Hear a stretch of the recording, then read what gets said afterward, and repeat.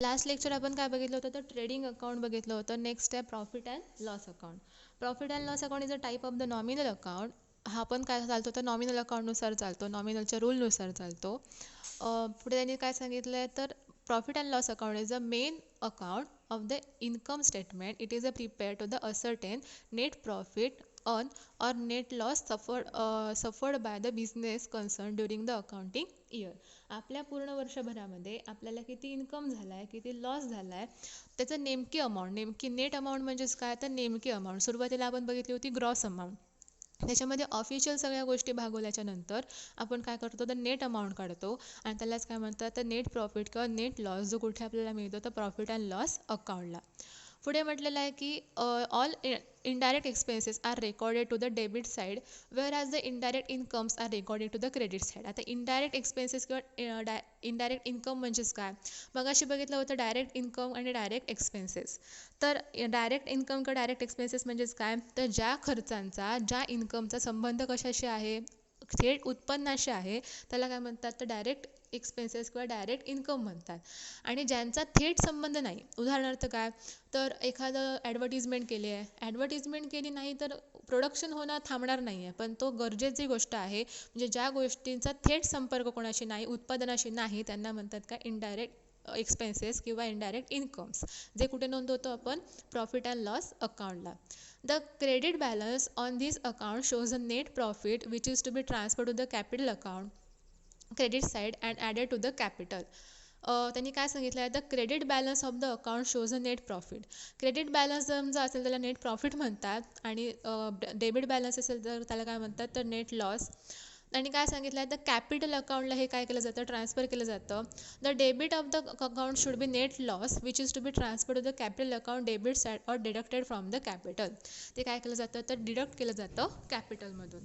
कुठचे आयटम्स आहेत बघा प्रॉफिट अँड लॉस अकाउंटला. नाव दिलेलं आहे profit and loss account for the year ended. त्याच्यानंतर इथे डेबिट आणि क्रेडिट आहे म्हणजे हे काय अकाउंट आहे. इथे सगळे आपल्याला गोष्टी दिलेल्या आहेत, त्या वाचला तर समजेल. Salary and wages, rent and taxes, insurance, electricity, lighting, telephone postage, printing and stationery, travelling expenses to salesman, depreciation, audit fee, loading charges, त्याच्यानंतर एंटरटेनमेंट एक्सपेन्सेस. तर हे सगळे लॉस आहेत. त्याच्यानंतर सेल्स चार्जेस, बॅड डेट, ते ह्या सगळ्या गोष्टी ज्या आहेत त्या काय आहेत एक्सपेन्सेस आहेत, ते काय आहेत खर्च आहेत. नॉमिनल अकाउंटचा रूल काय debit all expenses and losses, credit all incomes and gains. मग डेबिटला काय आहेत सगळे एक्सपेन्सेस अँड लॉसेस. क्रेडिटला काय आहे सगळं तर आपल्या ट्रेडिंग अकाउंटमधनं आलेला ग्रॉस प्रॉफिट तो सुरुवातीला आला आहे. त्याच्यानंतर खाली दिलेले सगळे काय आहेत इन्कम आपल्याला दिलेले आहेत बघा. Interest received, dividend received, rent received, जे आपल्याला मिळालं आहे ते आपलं इन्कम आहे. ते कुठे नोंदवलं आहे प्रॉफिट अँड लॉस अकाउंटच्या क्रेडिट साईडला. पुढे दिलं आहे बॅलन्स शीट. बॅलन्स शीटबद्दल काय सांगितलं आहे बघा. Balance sheet is a statement. आता स्टेटमेंट आणि अकाउंटमध्ये काय फरक आहे तर ट्रेडिंग अकाउंट बघितलात तर इथे काय आहे मध्ये दिलं आहे ट्रेडिंग अकाउंट, इथे दिलं आहे डेबिट, इथे दिलं आहे क्रेडिट. इथे दिलं आहे प्रॉफिट अँड लॉस अकाउंट, इथे दिलं आहे डेबिट, इथे दिलं आहे क्रेडिट. पण बॅलन्स शीट बघितलात तुम्ही तर बॅलन्स शीटला डेबिट क्रेडिट दिलेले नाही. ते कसं आहे बघा लिस्ट आहे नुसती. सो त्यांनी काय सांगितलेलं आहे बॅलन्स शीट हे स्टेटमेंट आहे. कसलं स्टेटमेंट आहे तर आपली फायनान्शियल पोझिशन दर्शवणारं स्टेटमेंट आहे. आणि जे काय केलेलं आहे फॉर द इयर एंडिंग नाही आहे. तर काय म्हटलं आहे बघा बॅलन्स शीट ॲज ऑन एकाच दिवशीची फक्त एका दिवशी बनवलेलं आहे. म्हणजे त्या दिवशी आपल्या बिझनेसचं काय पोझिशन आहे ती दर्शवलेली आहे. त्यांनी काय सांगितलं आहे all liability are recorded to the left hand side of whereas the asset are recorded to right hand side. Left hand साईडला सगळ्या काय आहेत लायबिलिटीज, राईट हँड साईडला काय आहेत सगळ्या तर आपल्या असेट दिलेल्या आहेत.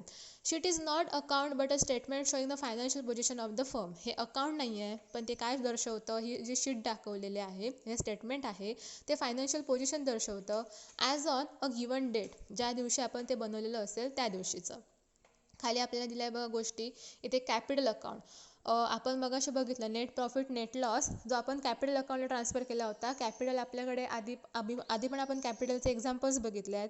तर जे कॅपिटल अकाउंटचा बॅलन्स आहे तो आपण हे ट्रान्सफर करणार आहे. हे ABC काय आहे तर आपण पार्टनरशिपचं बघतोय. असे ABC हे काय आहेत पार्टनर्स आहेत. किती पण असू शकतात 2, 3, 4, 5 कितीही पार्टनर असू शकतात. त्याच्यानंतर partners current account partners current अकाउंटचा balance, general reserve, profit and loss account, loan of the mortgage, bank loan, loan from partners, bills payable, bank overdraft. या सगळ्या जबाबदाऱ्या ज्या कुठे आहेत त्या कुठे दिल्या आहेत, इथे दिलेल्या आहेत.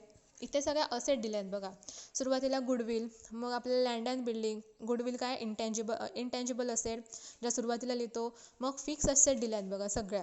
खाली काय दिलं आहे बघा, land and building less depreciation, plant and machinery less depreciation, furniture and fixture less depreciation. तर हे डिप्रिसिएशन काय, तर आपली वस्तू, आपली असेट वापरल्यामुळे काय होते, खराब होते, मग त्याचा घसारा म्हणजेच काय, डिप्रिसिएशन, जो काय केला जातो, वजा केला जातो.